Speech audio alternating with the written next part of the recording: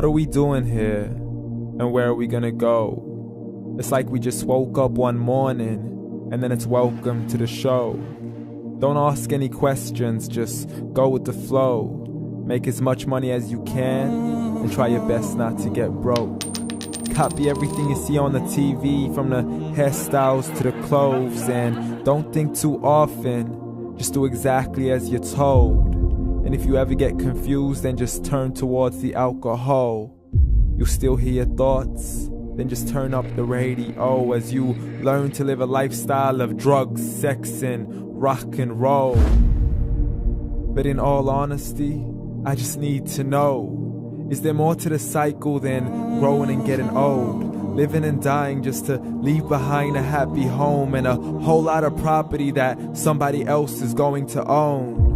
I just really need to know before the casket's closed, 'cause I'm not willing to gamble with my soul, nor am I ready to take any chances. These are just simple life questions and I'm just searching for some answers.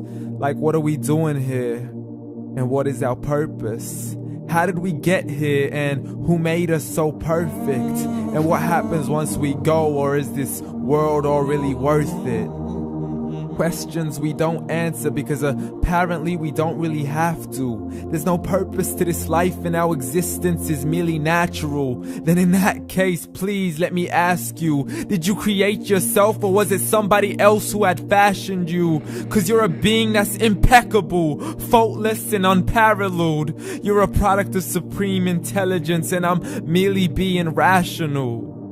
For there isn't a camera on this earth that can come close to the human eye, nor a computer that can compete alongside the human mind. And if the whole world was to come together, we wouldn't be able to create a single fly.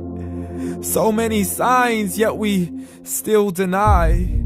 As science tries to justify that all this could come from none, when it's a simple sum. 0 plus 0 plus 0 cannot possibly ever give you 1. So from where did all this order come? For everything has its origins, a maker, a creator of its own. I mean, the only reason you're watching this video is because somebody had to press upload. So we can believe in the Big Bang, but I'd rather believe in He who caused it to explode. Allah, the creator of everything along with every single soul. The ever-living, the master, the only one who is in control. Unlike his creation, beyond our imagination. And no, he's not a man, nor does he have any partners in association. He's on his own. And no, he did not ever leave us alone. Just like every manufacturer, he left us with an instruction manual. The Quran and Islam, and I'm sorry to jump to conclusions, but it's the only one possible. The only definition of God is the one and only supreme being. It's logical, a book with 0 contradictions, with miracles that are both scientific and historical, all revealed over 1400 years ago. Like the detailed description of the human embryo. The descriptions of the human embryo in the Quran cannot be based on scientific knowledge in the 7th century. To the mountains as pegs holding firm the earth below, and the 2 seas that don't mix in a complete separate flow. To the planets in orbit, alternating night and day as they stay in flow. The expansion of the universe and the creation of everything from H2O.